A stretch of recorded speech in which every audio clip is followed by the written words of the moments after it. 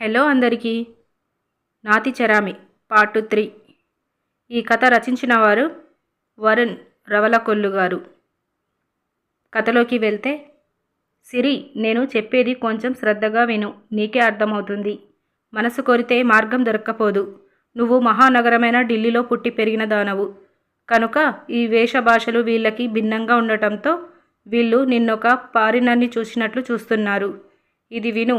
ఇప్పుడొక మనిషికి kidney transplantation జరిగినప్పుడు ఆ వ్యక్తి శరీరం కొత్తగా వచ్చిన కిడ్నీని వెంటనే ఆధారంగా చూడదు. పాత కిడ్నీకి కొత్త కిడ్నీకి మధ్య సామరస్యం కుదరాలంటే దానికి చాలా కాలం పడుతుంది. కొత్తగా అత్తింటికి వచ్చిన కోడలి పరిస్థితి అదే. వేషభాషలో తేడా ఉన్నప్పుడు ఇంకా ఎక్కువ సమయం పడుతుంది. బిఏ రొమాన్ ఇన్ రోమ్ అన్నమాట ఊరికే పుట్టలేదు. నువ్విలా ప్యాంట్, టీషర్టు, సల్వార్ కమీజ్ లాంటివి కాకుండా చీర కట్టుకొని జుట్టు విరబోసుకొని ఉండకుండా చక్కగా వాలుజడ వేసుకొని కాటుక, బొట్టు, పూలు పెట్టుకొని ఇక్కడి పిల్లలందరిలాగే ఉంటే వాళ్ళు నిన్నంతలా ప్రత్యేకంగా చూసి వాళ్ళు కారు. ఇక మీ అత్తగారి విషయానికి వస్తే, ఆమె సనాతన సాంప్రదాయంలో పుట్టి పెరిగిన ఆవిడ. మడి, ఆచారం అన్నవి ఆమెకు చిన్నప్పటి నుండి అలవాటైనవి. నీకు ఆమెకు కొంతైనా సాయపడాలనిపిస్తే నువ్వేమీ మడి కట్టుకోవాల్సిన పని లేదు. 10 మంది మసిలే అలాంటి ఇంట్లో మడి లేకుండా చేసే పనులు కూడా చాలానే ఉంటాయి. అవి చెయ్యొచ్చు నువ్వు. ఇంకా ఆ చిన్నపిల్లల సంగతంటావా? వాళ్ళలా నిన్నే చూస్తూ స్తంభాల చాటున దోబూచులాడుతున్నారంటే వాళ్ళు నీ పరిచయం కోసం తహతహలాడుతున్నారని అర్థం. ఒకసారి వాళ్ళను నువ్వు దగ్గర పిలిచి ఒక కథ కాసిన్ని కబుర్లు చెప్పి చూడు. ఇక వాళ్ళు నీకు ఫ్రెండ్స్గా మారిపోతారు. ఆ పైన నీ మాటే వాళ్ళకి వేదం అవుతుంది. నిజమా మామయ్య? కళ్ళు విశాలం చేసుకొని ఆత్రంగా అడిగింది శిరీష. కాసేపు విడాకుల సంగతి పక్కన పెట్టి ఒకసారి నేను చెప్పినవి ట్రై చేసి చూడు, నీకే తెలుస్తుంది. అంతలో పోయేదేం లేదు కదా. అప్పటికీ ప్రయోజనం లేకపోతే అప్పుడు ఆలోచిద్దాం విడాకుల సంగతి, సరేనా? మంచి జీవితం దొరికితే విడాకులెందుకు మామయ్య? రుమాలుతో కళ్ళు తుడుచుకుంది శిరీష. గుడ్, నువ్వు నాకు నచ్చావు. మీ అత్తగారి బాధను నువ్వు కూడా కొంచెం అర్థం చేసుకోవాలి.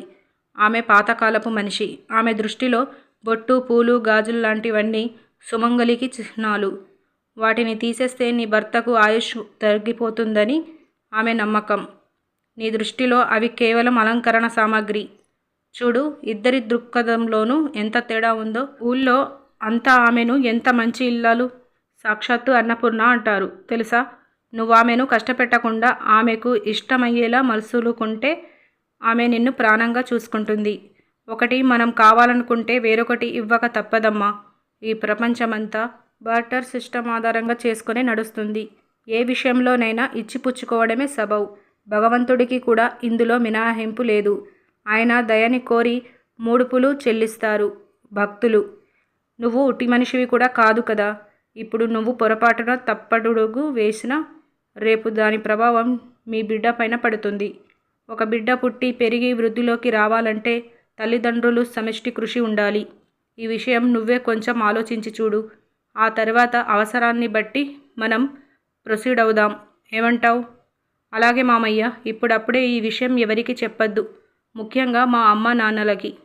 అలాగే, అది సరే గాని మీ శ్రీవారి సంగతేమిటి? అతడు నిన్ను సరిగ్గా చూసుకుంటున్నాడా? అతని గురించి ఏమీ చెప్పలేదు. శిరీష కొంచెం సేపు తల వంచుకొని మౌనంగా ఉండిపోయింది. ఆమె కళ్ళు మళ్ళీ వర్షించసాగాయి. శిరీష పడుతున్న బాధ చూడలేకపోయా. నాకు మా అక్క మీద చాలా కోపం వచ్చింది. పిల్లలు తప్పుదారి తొక్కితే పెద్దవాళ్ళు మందలించి సరైన దారికి మళ్లించాలి. అలాంటిది పెద్దవాళ్లే తప్పు చేస్తే పట్నం పిల్ల సిరి పల్లెటూరి జనంతో సర్దుకోవడం కష్టమంటే అడవి ఉసిరికాయ, సముద్రపు ఉప్పు కలిసి ఊరగాయ అవ్వడం లేదా అంటూ నోరు మూయించారు. కూతురు పరిస్థితి చూసి ఇప్పుడేం జవాబు చెప్తారో చూడాలి అనుకున్నా. శిరీష కళ్ళు తుడుచుకొని మాట్లాడడం మొదలుపెట్టింది. శ్రీని మొదట్లో కొన్నాళ్ళు బాగానే ఉండేవాడు. ఆ తర్వాత నన్ను పట్టించుకోవడమే మానేశాడు. ఇప్పుడు అసలు తనతో ఎక్కడికి తీసుకెళ్లడం లేదు. నెలకొక్క సినిమా చూడటమే బ్రహ్మాండమైపోతుంది. నాకు ఈ లైఫ్ టోటల్గా బోర్ కొట్టేస్తుంది మామయ్య. ఎవరు పలకరించరు, ఎవరు నాతో మాట్లాడరు. అందరూ ఎడంగా నన్ను తప్పించుకొని తిరుగుతున్నారనిపిస్తుంది. సరదాగా కబుర్లు చెప్పుకోవడానికి నాకొక్క స్నేహితురాలు కూడా లేదు ఇక్కడ. ఒక్క క్షణం ఆలోచించా. సిరి, నువ్వు పిల్లలు నీకు దూరంగా ఉంటున్నారంటున్నావు కదా. మరి నువ్వు వాళ్లకు దగ్గరగా వెళ్ళి పలకరించి మాట్లాడావా ఎప్పుడైనా? ఒకసారి పరిచయం అయితే చాలు, వాళ్ళు నీతో చక్కగా మాట్లాడతారు. పల్లెటూరి జనం స్నేహశీలులమ్మా. దగ్గరగా వస్తే నోరారా పలకరిస్తే నువ్వేమనుకుంటావో, అసలు మాట్లాడుతావో లేదో అన్న బెరుకు వాళ్ళనలా దూరంగా పెట్టి నిలబడి ఉంచుతోందనిపిస్తుంది నాకు. ఒకసారి ట్రై చేసి చూడు అలాగే అన్నట్లుగా సిరి తల తిప్పింది. గుడ్, నువ్వు లోపలికి వెళ్ళు. మీ అత్తయ్య నీకోసం ఏవేవో వండుతుంది. ఇంతకీ నువ్విలా వస్తున్నట్లు ఇంట్లో చెప్పి వచ్చావా? శిరీష గతుక్కుమంది. లేదు మామయ్య, ఎవరికీ చెప్పాలనిపించలేదు అంది. తప్పమ్మా, నువ్వు చాలా పెద్ద తప్పు చేశావు. ఈసరికి వాళ్ళు నీకోసం వెతుకుతూ ఉండి ఉంటారు. ఒక్క విషయం గుర్తుపెట్టుకో, మన వాళ్ళ తప్పు ఉన్నప్పుడు మనమే ముందుగా సారీ చెప్పడం బాగుంటుంది. సారీ అన్నది ఒక గొప్ప మ్యాజిక్ వర్డ్. ఆ చిన్న మాటతో ఎదుటి వాళ్ళ మన తప్పును మరచిపోతారు. సరే మామయ్య, నువ్వు చెప్పినవన్నీ పాటించి చూస్తా అంది సిరి తల వంచుకొనే. నువ్వు అత్తయ్య దగ్గరకు వెళ్ళు, నీకోసమే చేస్తుంది. ఏవేవో వేడిగా తిందువు గాని.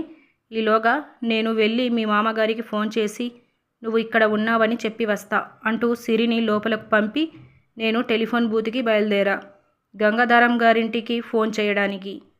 నేను ఫోన్ చేసి తిరిగి వచ్చి మళ్ళీ పేపర్లు దిద్దడానికి కూర్చున్నా. కానీ ఏకాగ్రత కుదరలేదు. ఇక నా వల్ల కాదనిపించి ఆ పని ఆపి పేపర్లని సర్దేస్తుంటే, సార్ సిరి వచ్చిందా ఇక్కడికి అని అడుగుతూ ఆదుర్దగా లోపలికి వచ్చాడు శ్రీనివాస్. అతని ముఖమంతా దిగులుతో నిండి ఉంది. శిరీష ఇక్కడ లేదు అన్న మాట ఎక్కడ వినాలనుస్తుందోనన్న భయం అతని కళ్ళల్లో కట్టొచ్చినట్లు కనిపించింది. నేను వచ్చింది అని అర్థం అయ్యేలా తల తిప్పి సైగ చేశా. వెంటనే అతని ముఖం తేటపడింది. ఈ భార్యాభర్తల బంధం ఎంత విచిత్రమైనది. మనసులు కలిస్తే ఒకరికొకరు సర్వస్వం అవుతారు. అదే మనుషులు వ్యతిరేకిస్తే పరమాద సోపపటనంలో పెద్ద పాము నోట్లో పడ్డ పాముల మళ్ళీ స్క్వేర్ వన్కి చేరుకుంటారు. ఇక విడాకులతో ఒకరికొకరు పరాయివారుగా మారిపోతారు కదా అనుకున్నా. బాధగా వాళ్ళ మీద జాలితో నిండిపోయింది నా మనసు. అతన్ని లోనికి ఆహ్వానించి కూర్చోమని సోఫా చూపించా. ఆ తర్వాత కొంతసేపు ఏమీ మాట్లాడుకోలేదు మేము. అతని భావోద్వేగం తగ్గి కుదుట పడ్డాక, మరి ఏ ఉపద్గతం లేకుండానే శిరీష నీ నుండి విడాకులు కావాలంటుందోయ్ అన్నా. అదిరిపడ్డాడు మానవుడు. నో అంటూ పెద్ద కేక పెట్టాడు. నేను ఒప్పుకోను. అలాగైతే మా కుటుంబం పరువు ఏమైపోవాలి అని అడిగాడు శ్రీనివాస్ కంఠశోకంగా.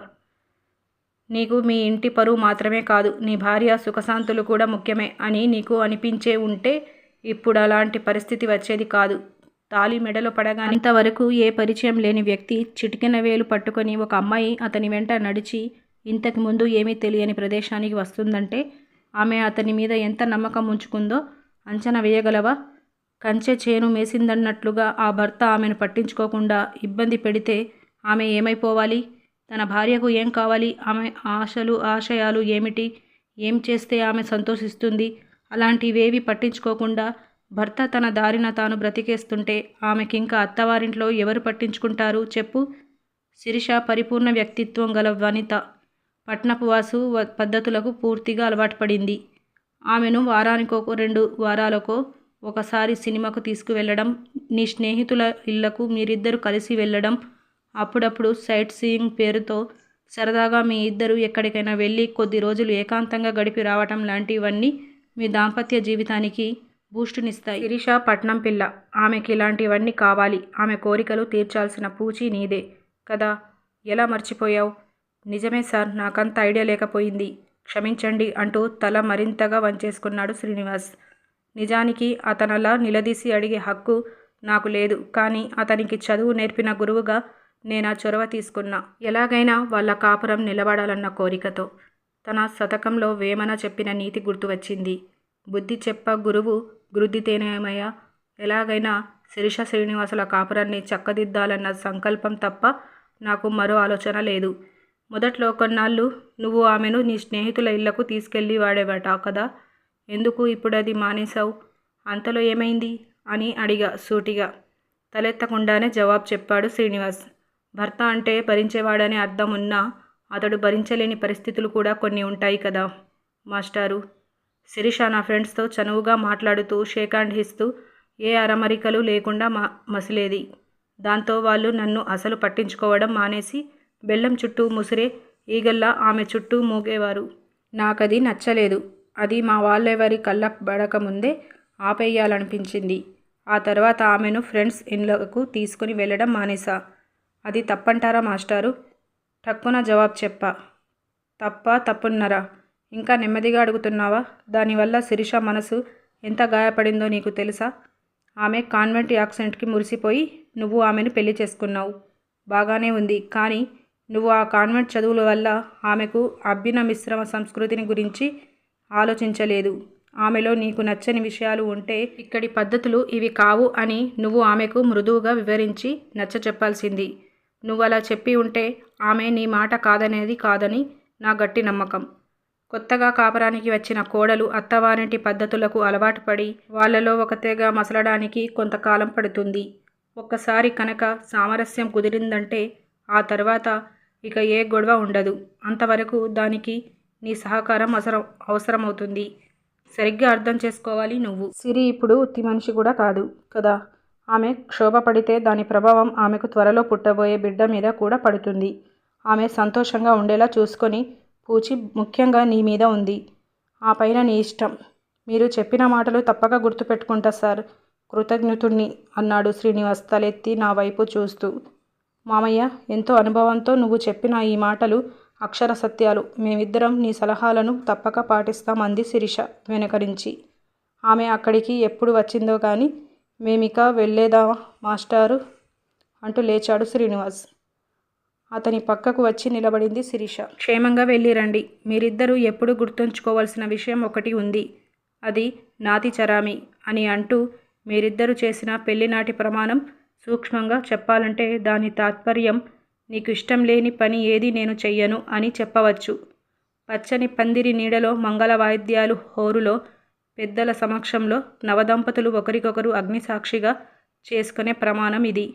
భార్యాభర్తలు దీనిని గుర్తుంచుకుంటే చాలు. భాషలో ఉన్న ఈ విడాకులు అన్న పదాన్ని తీసి అవతల పారేయవచ్చు అనిపిస్తుంది నాకు అన్నాను చిరునవ్వుతో.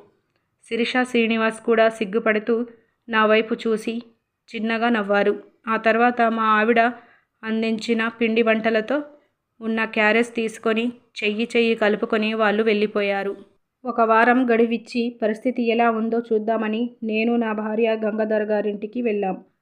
హాల్లో ఒక వారంగా ఉన్న ఉయ్యాల బల్ల మీద కూర్చొని ఊగుతూ పెద్దాడపడుచు పిల్లల్ని పక్కన కూర్చోబెట్టుకొని వాళ్ళతో కబుర్లు చెప్తున్న శిరీష మమ్మల్ని చూసి లేచి వచ్చింది. గుమ్మంలోనే ఎదురుగా వచ్చి మమ్మల్ని లోనికి ఆహ్వానించింది శిరీష.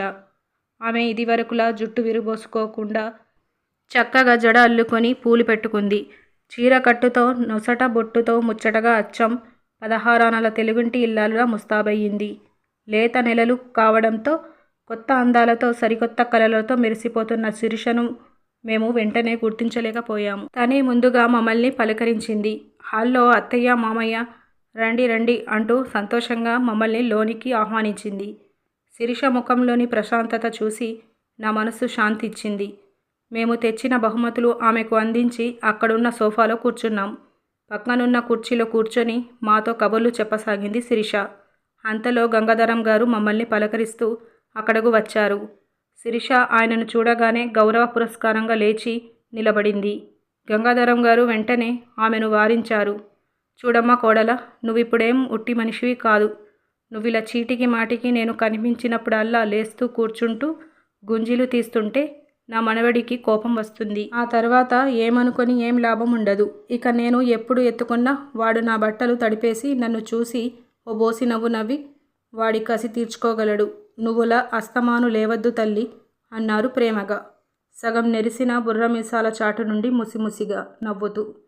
అందంగా సిగ్గుపడింది శిరీష. నా భార్య నర్మగర్భితంగా నా వైపు చూసి చిరునవ్వు నవ్వింది.